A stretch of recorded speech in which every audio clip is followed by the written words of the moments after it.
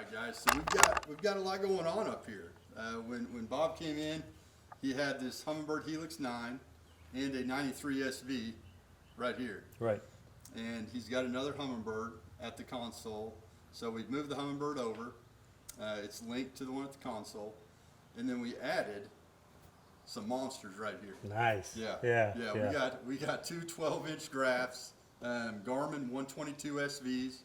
If you guys are looking for a live scope unit, dedicated unit, these 122s are excellent units. It's actually, I run the same unit on my own boat. Super bright screens, easy to navigate, very user friendly, awesome units. I'm excited to get them out. We've got two live scope transducers on the trolling motor. You got the Ultrex on here. One of them is mounted in your traditional forward mode on the shaft of the trolling motor, and then we've got a secondary live scope transducer, which is really cool. And more guys are starting to add a second live scope to the front of their boat. Right. If you're partner fishing, team fishing, and your partner's on a fish on the trolling motor, while he is working on catching that fish, the second guy in the boat can be working the remote with this cornfield crappie live sweep and be locating the next fish to go after. Right. So I think it's set up very well. Well, one of the problems that I was having is because when I go to new lakes, it takes me forever to kind of learn the lake and find out where the fish is. And so I always wanted to be able to scan out, and that's why we did the cornfield crappie live sweep with I think that's a perspective mount that's on there.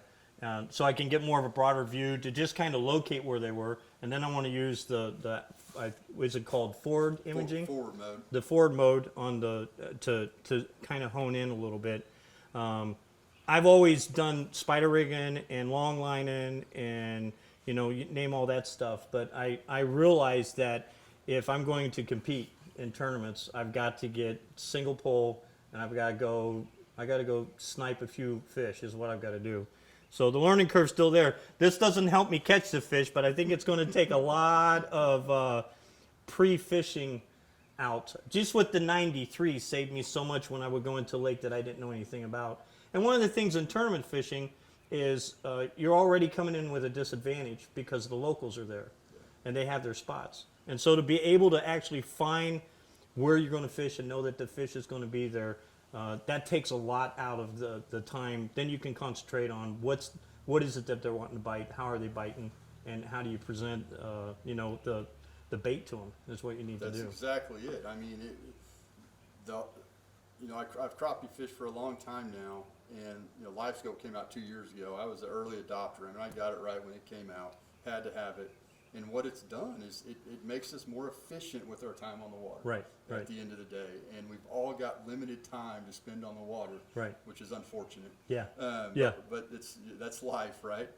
So if any tool that makes me more efficient, I need to have it on the boat. Right. And the 93 worked good for me, but I got to the point where I needed more.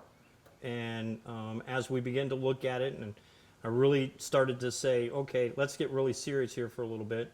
Then I started to dream a little bit. And you were dreaming up some stuff. Oh, I was dreaming up some stuff. I'm glad you directed me the way that you directed me because I think I was going way overkill on some stuff. But I think that this is the right setup for us as far as moving forward. And I can't wait to just get the time on the water with it. I agree. I'm excited. Now, one of the things that you forgot was the battery.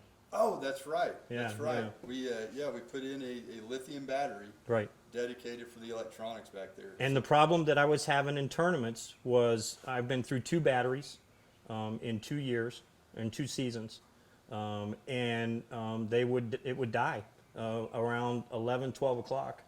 And I was constantly struggling with it because it was just pulling too much juice.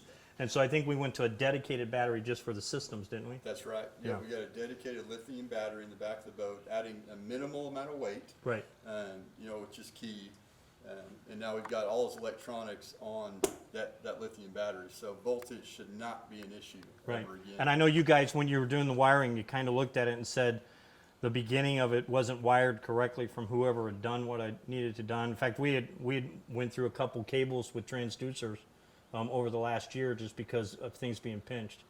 And I know that your installer said that he did it right. He told me, he said, I'm going to spend some time and make sure that we get this right. Yeah. And Once I didn't even everything's ask for that. You know, it was one of the, that's part of the customer service for the bass tank.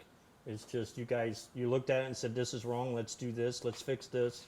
This isn't right, let's make an adjustment here. If we see a problem, I mean, if Darren, as he's installing this stuff, if he sees it's not a heavy enough gauge wire, there might be nicks or dings or whatever, he's not gonna question it, he's just gonna strip it and redo it. Right. You know, we just wanna make sure everything that leaves our shop is done on point and is gonna function well for you.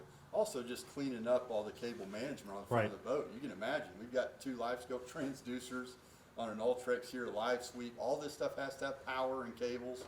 And Darren's really done a nice, clean job. And Bob should not have any issues with his cable management on this setup. So, well, let's go get out on the water, man. Okay, sounds Let's do good. it. Appreciate it. All right.